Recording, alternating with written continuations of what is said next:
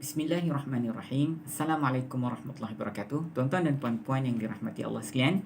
Hari ini kita akan sambung lagi pengajian kita, yang mana pada hari ini kita masih lagi membahaskan haraf peringkat yang ketiga. Tapi hari ini kita akan bahaskan tentang haraf-haraf yang mampu mempengaruhi baris kalimat isim dan fi'il mudhari'. Ya, haraf-haraf yang mampu mempengaruhi baris kalimat isim. Dia jumpa kalimat isim, dia bekerja juga. Dia pengaruhi kalimat isim itu supaya memberi baris yang tertentu. Kalau dia jumpa fi'il mudhari' pun sama juga. Dia mampu untuk mempengaruhi baris kalimat fi'il mudhari' tersebut.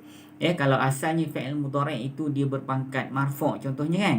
Kalau dia ada sebelum fi'il mudhari' tersebut, maka fi'il mudhari' itu boleh berubah daripada marfu' menjadi pangkat yang lain.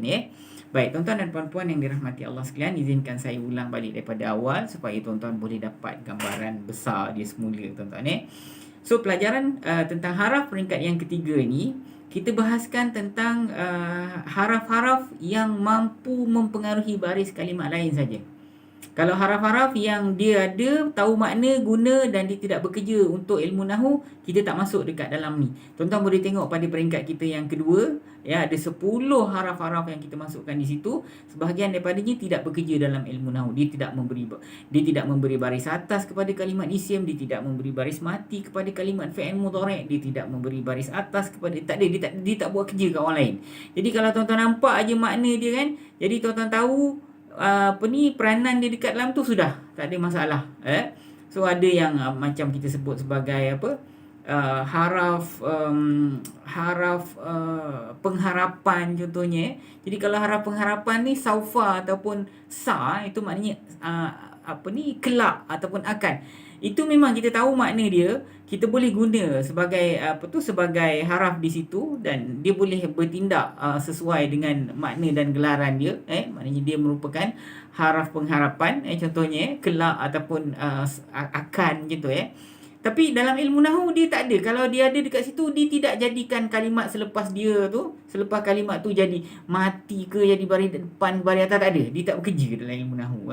So itu tuan-tuan boleh tengok pada peringkat yang kedua. Tapi dalam peringkat yang ketiga ni tuan-tuan, kita kumpulkan hanya haraf-haraf yang mampu mempengaruhi baris kalimat lain. So saya dah jelaskan pada tuan-tuan, jenis yang pertama dalam kotak yang pertama ialah haraf yang mampu mempengaruhi baris kalimat isim saja. Kalau dia jumpa fi'il, dia tak bekerja. Kalau dia jumpa isim saja, dia bekerja pada kalimat isim tersebut. Kadang-kadang dia bagi isim tu baris bawah, kadang-kadang dia bagi isim tu baris atas, begitulah sebagainya tuan-tuan. Kemudian saya jelaskan pada tuan-tuan, kita dah belajar juga pada pertemuan kita yang sebelum ni, haraf-haraf yang mampu mempengaruhi baris kalimat fi'il mudhari' saja. Saya dah jelaskan pada tuan-tuan. Kita jumpa geng kereta, kita jumpa geng motor, ingat tak? Itu semua adalah kalimat haraf yang mampu mengubah kalimat fi'il mudhari' saja. Kalau dia jumpa kalimat isim, dia tak bekerja. Dia relax. Dia cuma bos dia ialah kalimat fi'il mudhari' saja. Pun tuan-tuan dah tahu ada bos lah, ada kuncu-kuncu. Saya guna istilah-istilah tu tak lain tak bukan, tuan-tuan, bukan nak buat lawak sangat pun.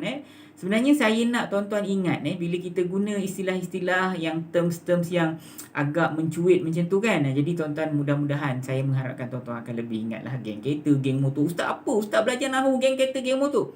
Istilah yang saya gunakan tu tak lain tak bukan nak buat lawak pun. Saya nak kalau tuan-tuan rasa seronok, rasa happy kan, benda tu akan jadi lebih ingat. Jadi itulah tujuan sebenarnya tuan-tuan. Okay, hari ni tuan-tuan, saya nak jelaskan tuan-tuan jenis yang ketiga yang terakhir. Secara formalnya ini pelajaran kita yang terakhir. Tapi kita ada beberapa benda-benda kecil yang gharib-gharib, yang jarang-jarang jumpa dekat dalam Al-Quran, yang ilmu-ilmu nahu ataupun pelajaran nahu yang dia tak masuk dalam kerangka besar, cuma dia merupakan perkara-perkara yang perkara-perkara yang side dia. Jadi kita akan jumpa juga perkara tu dalam latihan-latihan yang akan kita buat selepas daripada ini. Dan selain daripada itu, saya pernah janji pada tuan-tuan untuk convert dalam bahasa Arab semula, dan itu kita akan lakukan secara perlahan-lahan. Dan keduanya, istilah-istilah yang saya gunakan tu saya akan beri bagaimana ejaan dia yang sebenar dalam bahasa Arab. Contohnya kalimat mansub. Ada yang tulis, ustaz yang ni dia kalimat dia mansur. Mana ada mansur ataupun ustaz ini ialah kalimat fi'il mudhari'. Ada yang eja dalam tulisan Rumi mudharij ke mudharib ke, tak kira lah macam ni Jadi tak tahu apa kalimat yang sebenar. Ejaan di dalam tulisan Arab, dalam tulisan Jawi macam ni ustaz. Yang itu kita akan mulakan selepas daripada pengajian kita ini. Kita akan mulakan perkara tersebut. Kita buat latihan. Kita akan mulakan perkara tersebut pada pertemuan kita yang akan datang. Dan seterusnya ada benda-benda gharib. Gharib ni maknanya yang jarang-jarang jumpa. Perkara yang jarang-jarang tu kita akan bahaskan. Dan kebanyakan daripada perkara-perkara yang jarang ni dia tidak ada dalam kerangka besar. Kalau ada pun kita susah nak kaitkan. Biasanya saya akan letak dia di luar. Saya akan jelaskan untuk tuan-tuan pada waktu-waktu yang kita akan lalui selepas daripada ini, tuan-tuan. Okey, tuan-tuan dengar haraf yang mempengaruhi baris kalimat isim dan juga baris kalimat fi'il mudhari', dia cuma ada dua saja, tuan-tuan. Yang pertama ialah haraf ataf ataupun huruful ataf. Huruful ataf. Tuan-tuan tahu wa, fa, thumma, au dan am. Itu semua adalah kalimat-kalimat haraf ataf ataupun huruful ataf. Kerja dia menyambung cerita. Kalau tuan-tuan belajar pada peringkat yang kedua, kita sebut ataf ni sambung cerita. Betul ke tidak? Tapi dalam ilmu nahwu dia ada kerja dia. Kerja dia apa? Kerja dia menyamakan baris kalimat sebelum dan selepas itu yang sama kategori. Jadi dia mampu menyamakan baris kalimat isim dan dia juga mampu menyamakan baris ataupun pangkat untuk kalimat fi'il mudhari'. Nampak tuan Dia boleh menyamakan baris kalimat isim dan dia boleh menyamakan juga baris kalimat fi'il mudhari'. Itu haraf ataf. Lain apa? Yang kedua ialah kalimat hatta. Hatta maknanya sehingga, tuan-tuan Jadi kalau dia jumpa fi'il mudhari' pun dia bekerja juga. Kalau dia jumpa kalimat isim pun dia bekerja juga. Hatta ni. So apa kerja dia? Kerja dia mudah saja. Hatta ni, tuan-tuan, kalau dia berada sebelum fi'il mudhari', kalau tuan-tuan masih ingat, dia jadi geng kereta.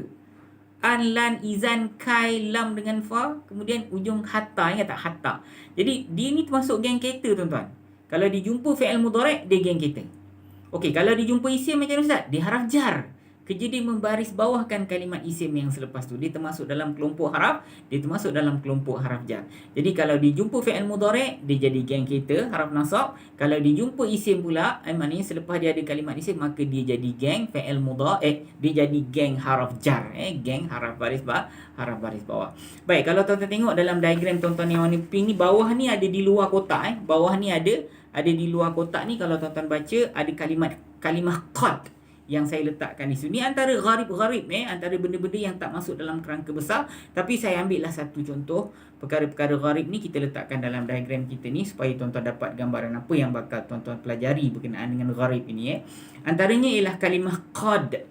Qad ni, tuan-tuan, dia kadang-kadang dia masuk sebelum fi'il mudhari', kadang-kadang dia masuk sebelum fi'il madhi. Tuan-tuan dengar kalau dia berada sebelum fi'il mudhari', dia jadi kalimat tashkik, dia panggil. Tashkik ni maknanya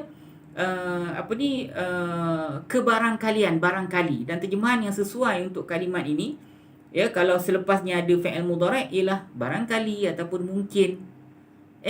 Qad azhabu, azhabu aku pergi. Jadi qad azhabu, qad tu terjemahan ialah barangkali aku pergi. Qad azhabu, barangkali aku pergi. Tapi barangkali aku tak pergi. Barangkali mana dia? Itu kita panggil tashkik. Tashkik ni maknanya kebarangkalian lah. Barangkali. Kadang jadi, kadang tidak. Kadang buat, kadang tidak. Macam tu. Tapi kalau selepas qad ini ada fi'il madhi, dia tak jadi tashkik lagi, tuan-tuan. Dia jadi apa? Dia jadi taukid. Pasti ataupun sesungguhnya aku telah pergi. Sesungguhnya aku telah duduk. Sesungguhnya aku telah masuk. Sesungguhnya aku telah datang. Jadi kalau dia sebelum fi'il madhi, dia jadi taukid. Kalau sebelum fi'il mudhari' yang saya jelaskan di awal tadi, dia jadi tashkik ataupun kebarangkalian. Tuan-tuan, saya akan ulang semula. Saya akan fokus kamera kita pada diagram. Tuan-tuan akan tengok nanti. Kemudian hari ini kita akan gunakan surah. Kita ambil ayat yang pertama, surah Al-Bayyinah. Surah Al-Bayyinah. Surah Al-Bayyinah ni dalam kamus Al-Furqan kita muka surat 598. 598 ayat yang pertama. Lam yakunil ladzina kafaru min ahlil kitab. Saya nak baca dulu. Tuan-tuan puan-puan semak. Kejap lagi. kita teruskan dengan pengajian untuk ayat yang pertama surah Al-Bayyinah ini. A'udzubillahi minasyaitonirrajim. Bismillahirrahmanirrahim. Lam yakunil ladzina kafaru min ahlil kitabi wal musyrikin munfakkina hatta ta'tiyahumul bayyinah. Tu ya. So nanti kejap lagi saya tak payah nak baca lagi kan. Sebab kalau bila baca masa saya fokus pada kamera tu dah melindungi saya kena kena tengok macam tu. Jadi kadang-kadang ada kesilapan dalam bacaan. Kalau saya boleh tengok terus macam ni, kebarangkalian kesilapan tu kurang lah sikit So tuan-tuan ready muka surat 598 ayat pertama surah Al-Bayyinah tapi sebelum tu saya akan gunakan diagram untuk jelaskan sekali lagi berkenaan apa yang saya jelaskan hari ni, insya-Allah. Tunggu sebentar